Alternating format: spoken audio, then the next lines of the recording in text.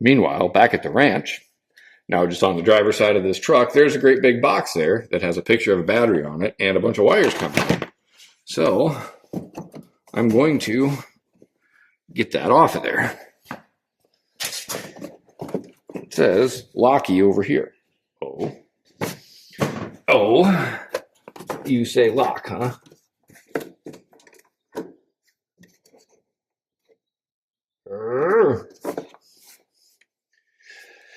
You are being difficult.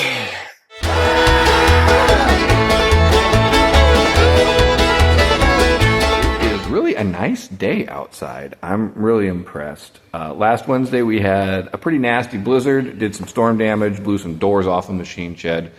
Today it's, 32, 33 degrees here in the morning. Had a little frost, but it's going to be sunny and 60 this afternoon. So I've got my field cultivator hooked up. I think I showed you guys that in another video. I'm going to do more work on that today, especially this afternoon when it's nice out. So we'll get to that in a little bit. As for now, it's a little chilly and the wind is picking up. So just because I'm lazy and I should have time to work on that field cultivator all day, we're going to work on this guy. I just got this truck here recently. I had kind of been running with a Stormtrooper theory for my vehicles for most of my adult life. And what I mean by that is, for Star Wars fans, you'll understand this. I typically ran with a whole bunch of really cheap vehicles that required a lot of maintenance because I was willing to do a lot of the maintenance and repair on them. And this winter I had 2 of my 3 pickups completely shell out on me. I replaced one with a minivan and the other one went, and I got myself this guy. I actually had a red Dodge Ram with a snowplow for a brief minute or 2, but I wasn't doing that anymore. So I got this guy. He's simple, he's cheap, and one of my favorite things about him, it's got no amenities on the inside. It's just a truck.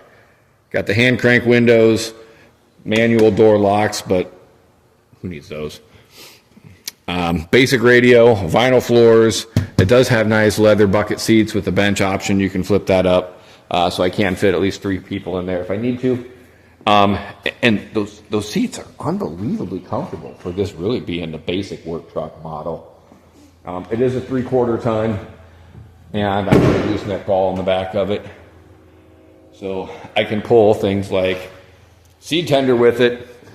And realistically, I just like driving it. It's got the gas engine. I've already got a diesel, so I've got one option. The diesel is way more comfortable, so if I do need to pull something and go on longer trips, which I do on occasion, I've got that. And this one's more for my local driving, puttering around town here, checking crops, hooking up to trailers, leaving it hooked up all summer long, that kind of thing. So today what I need to do is put my CB radio in here so that if I have somebody else in here, we can communicate without having to dial up phones while we're driving somewhere.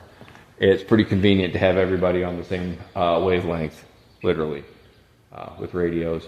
Another small thing I did, I hauled a tote of used oil into town, and it's just a little slimy back there yet, so we'll do a little quick remedy for that. So that's what we're up to today. So a good question you might have is, what do you do with a truck bed with a plastic liner that is oily? Well, I power washed it with a Hot Sea power washer yesterday, and I would call that insufficient. So here's my next idea.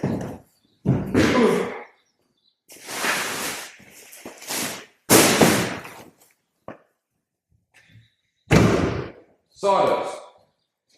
For oil spills and stuff, you can buy basically nice kitty litter that you can dump on the floor, and it soaks up all the oil and such.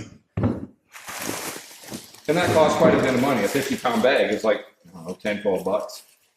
Or I've got a local carpenter that gives me big old 55-gallon garbage bag full of sawdust, which doesn't work quite as good as the fancy engineered stuff, but it does a pretty good job at soaking up oil.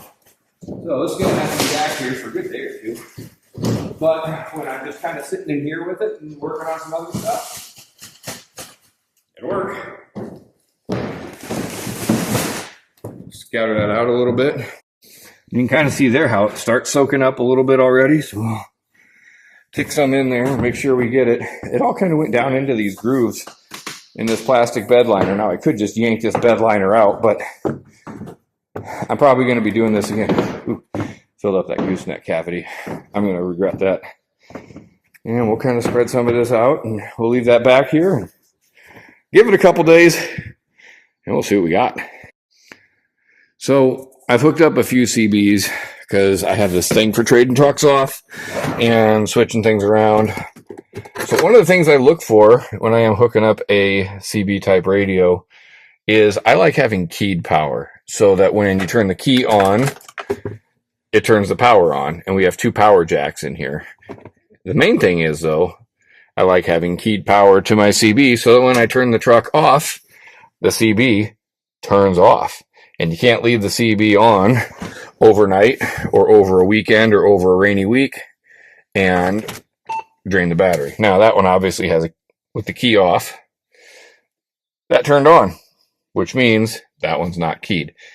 Usually, this is an assumption, but usually, if one of them is always on, the other one is on a key. Not always. Let's try. Radio's off. Radio is on. Well, that's a double-edged sword. One, it's good that we've got easy access to power. The problem is, that means if you're not using it, you got to remember to turn the thing off. Or we get creative. Let's pop the hood. Now, there's always more than one way to skin a cat. One thing you can do is sometimes there's a panel somewhere, or the fuse box will in fact have a keyed power stud. Tractors are more likely to have that than a car or a truck is. I'm gonna bet everything here is always on. Now it does have a little fuse right there. Let's see what it does. So we'll take our handy dandy little voltmeter that I got in college, which is now 20 years old, and we will see if these posts here that are on top of the regular post, if either one of those happens to be powered by the key, then this is actually a somewhat simple project to run a long wire from inside the cab out here to the battery, stick it on one of these posts, and then I have what I so badly desire in having keyed power on my CB radio. So just for kicks, we're going to drop that. Thank you. I'm glad you were able to do that for me, voltmeter. Not because it really matters, but put the black on the black, red on the red, and it says 12.4 volts, which is what I thought. And here, I'm guessing it's still going to say 12.4 volts. How about this guy? It still says 12.4 volts with the key off. Wasn't that easy. I didn't think it would be, but hey, had to give it a shot. So if it's going to be keyed power or always on power instead of on the key, there is one other option I have, and I don't love that. I can go to the fuse box, and I can splice into a fuse. Now, sometimes, and I've had this on tractors, there's just a post inside the fuse box that has keyed power, and you can hook onto that. I was hoping that's what this was here, but I'm not so lucky today. Meanwhile, back at the ranch, now just on the driver's side of this truck, there's a great big box there that has a picture of a battery on it and a bunch of wires coming out. So I'm going to get that off of there. It says Locky over here. Oh, you say lock, huh?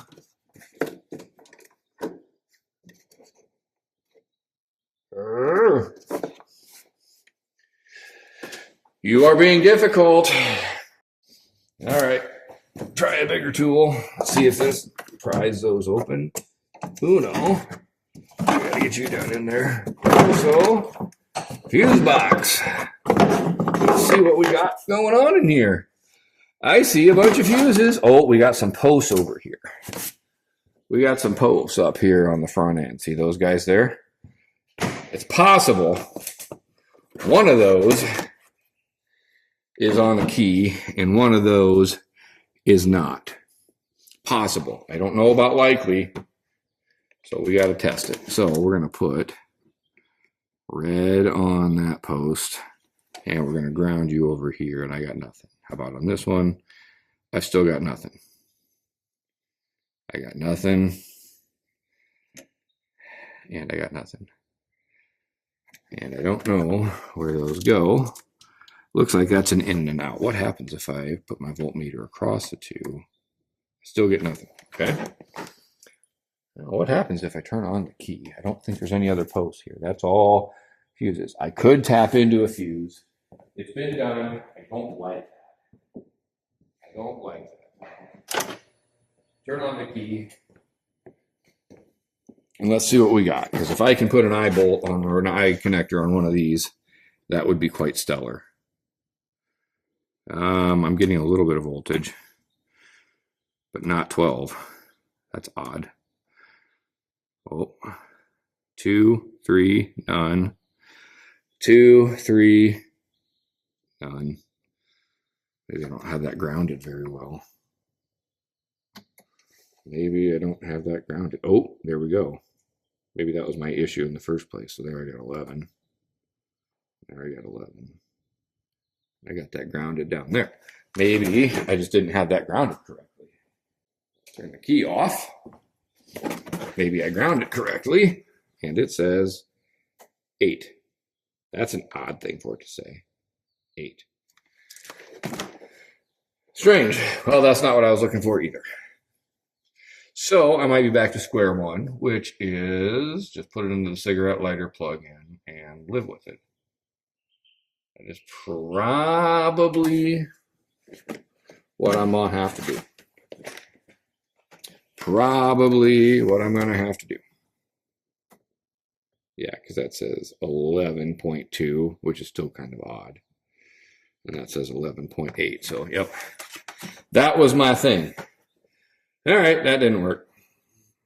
Well, on one hand, now this gets a little bit easier because I don't have to run this long wire all the way up through the firewall into somewhere in the engine. I'm just going to plug it into one of those two, and we're going to keep it simple. So all I need to do is, and it's been done in here before, mount the mounting bracket, hang this up in there somewhere, have a little place to hold the handle, and put the antenna on top with a magnet, fish the coax line all the way through. That's pretty much it. Shouldn't take long.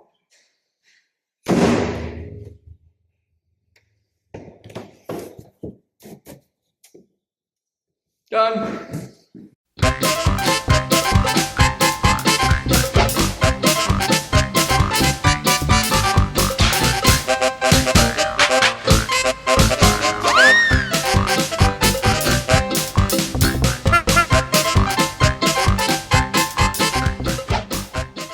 What would I give for longer arms?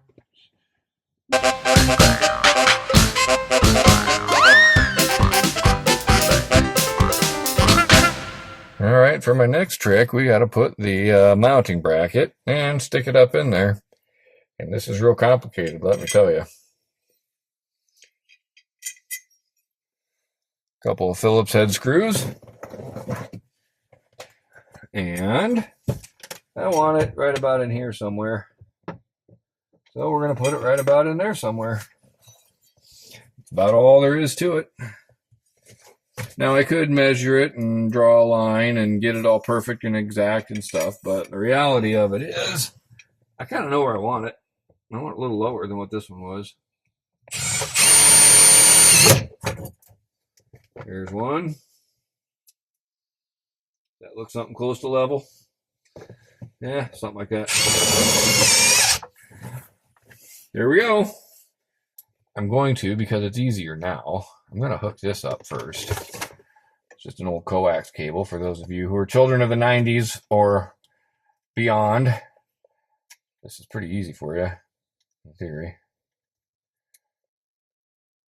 There we go. Put that up now. What I hope is that when I get that all the way back in there. Oh, there's why I needed to check on things a little better. Maybe since this is on this side, I'll reach. Yeah, I think it'll work. Okay. We gotta hook that into that side. Okay.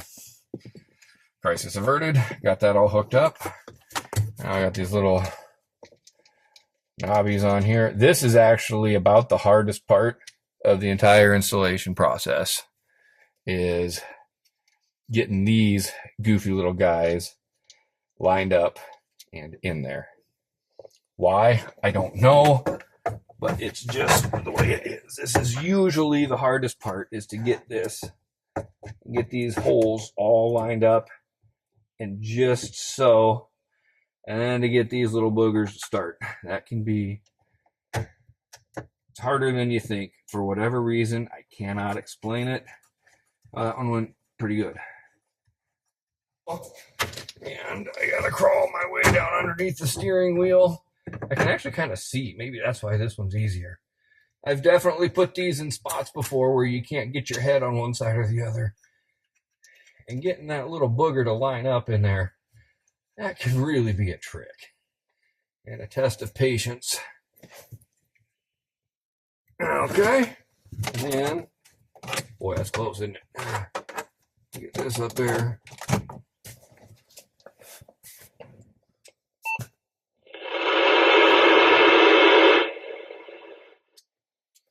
I couldn't have cut that any closer, could I have?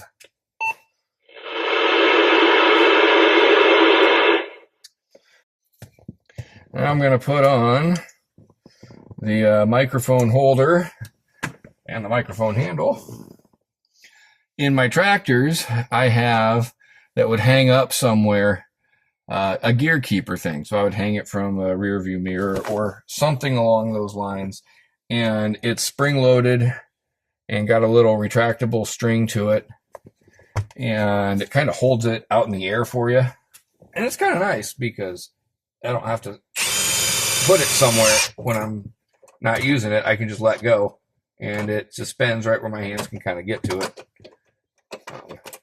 In here, I'm not going to put one primarily because I don't have one, but I have one like this. And secondarily, because in here, I drive this a bunch when I'm not out in the field. And having it just kind of not dangling in my face is kind of nice.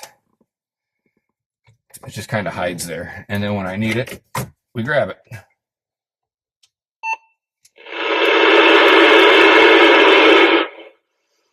That's not real happy making that sound. So I'm going to take it outside and see if that's just because I'm in my bunker known as my shop. All right, now that we are in the great out of doors, I'll put you back here where you can see what's happening. Well, it's quiet at least. It's quiet. Now, I need you guys to help me because I'd like to go test this and see if it works.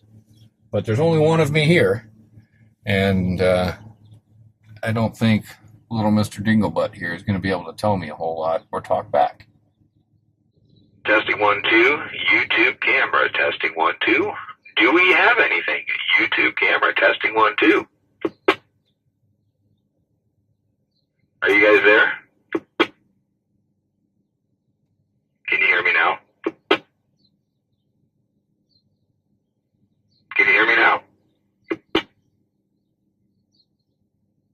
Over and out. Is it fine? Yeah, it is. What are you up to, Eric? I'm just on my way back from Pocahontas. You put in a new radio? I did put a new radio, and since there's nobody here to check it with me, I put my camera on video in the other truck and seeing if it works. So this will be some really fun footage. Video, huh? Yeah, that's another story in and of itself. But yeah, that was one way I have to check to see if the radio over there was working, was to just put my camera on video and then go back and see if it's working. Oh, I do it. Yeah, okay. You're coming in loud and clear. Well, that's good because I've got this radio in my new truck and, well, my red truck, that's the diesel, I put one in there, and then I had another one floating around, so I put it in that white one that I just got, and I had never tried either one of these yet, so good to know it works. Yep, it's working good. Well, 10-4, I'll get on my day. Thanks for checking that with me. Yeah, 10-4. Well, it looks like that's going to work. Kind of fun that I was able to catch Eric while he was driving back from town, and he would have been something like 10 miles away, and that came in pretty crystal clear once we got there. So I think that'll work. These are technically, the system that we have is not a true CB. True CB from like Smokey and the Bandit that a lot of semis have. It's an AM wavelength, and it runs at 4, maybe 5 watts, which means realistically you might have about 2 miles of range tops. This setup that Eric and Adam, the guys that I work with, have, it's on an FM signal, which travels actually quite a bit farther, and these have a few more watts to them. So we've actually had it, we've been able to talk from a good 20 miles away, which on one hand, I would say, what do you need 20 miles for? But when you're getting spread out like our farm operations are, and we truck out of the field to the ethanol plants quite a bit, and those are 20, 25 miles away, it comes in pretty handy. The other nice thing about it is you have pretty much your own station. Like we have our own channel, and we do have some neighbors that are, I don't know, 20, 25, 30 miles away that are on the same frequency. So I can hear them once in a while, but for the most part, we have our own clear channel, and we have a second one programmed in there. Works pretty slick. So they're a little more expensive than your regular CB radio that you'd have like for a trucking application. But for what these do, and having the little antenna on top, which you can't see because it's white walls in here, makes my trucks and tractors look like they're remote control cars too. So that's kind of fun. So that's the end of that project. I think we're going to get on to getting that field cultivator back out, and we can really start going through that. I think it's warmed up enough. It's something like 40 degrees, but it's going to get warmer. The other thing I wanted to wait for is the driveway was kind of wet and a little bit muddy here the last couple days. And most of what I got to do to get the field cultivator ready, I got to crawl on the ground underneath it. Doing that on gravel isn't much fun, but my machine shed floor is about an inch and a half deep of powdery dirt, and that's not much fun to crawl on either. Ideally, a creeper on concrete, but I don't have that much concrete, and I'm not going to pay for that much concrete. So we're going to crawl around on the gravel for the rest of the day. Keeps me young.